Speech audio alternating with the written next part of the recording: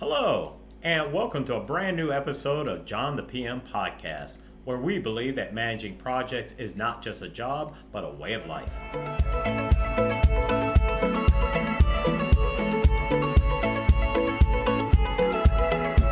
In today's episode, we're going to be talking a little bit about budgeting. Yeah, budgeting.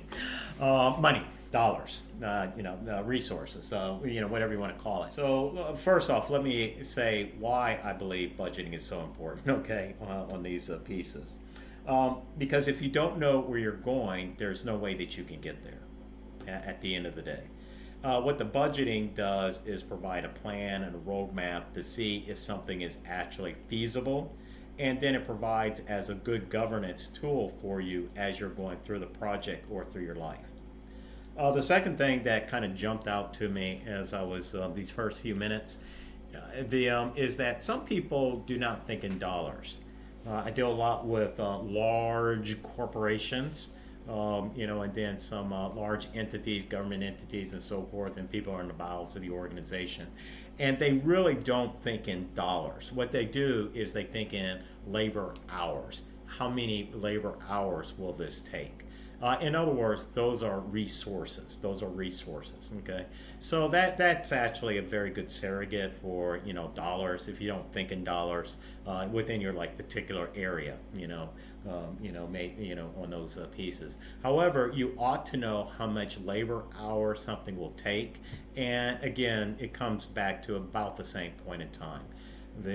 When you're getting ready to start the project, you ought to know what is your expected expenditure, either in cash or in labor hours. So either or, okay, on those pieces. Sometimes I get some pushback from people who don't like budgeting. And honestly, when it's all said and done, most of the time it's because it's a personal issue. Now, as you know from me, hopefully by now, on those areas, that whatever I do in my professional life is probably going to be what I do in my personal life.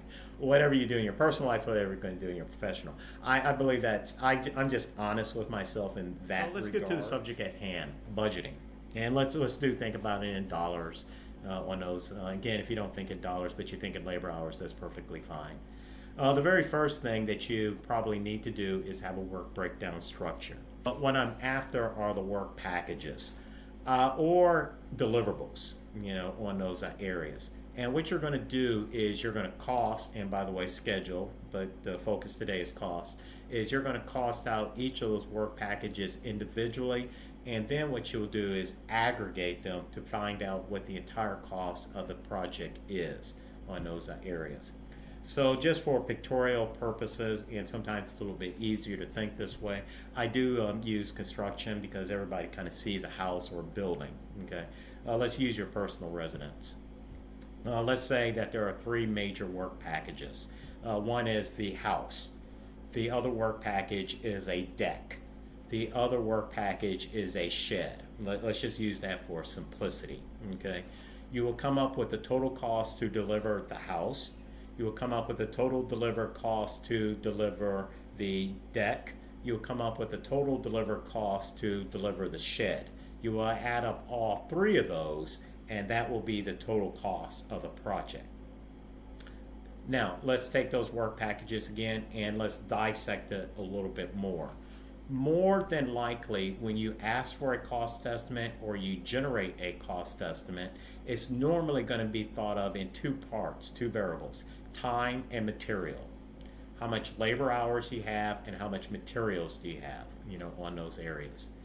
And what you'll do is you'll calculate how many labor hours, multiply by some hourly rate, and then you'll add in how much materials you have, and that will become the total, hopefully the total deliver cost for that project, for that work package on those pieces.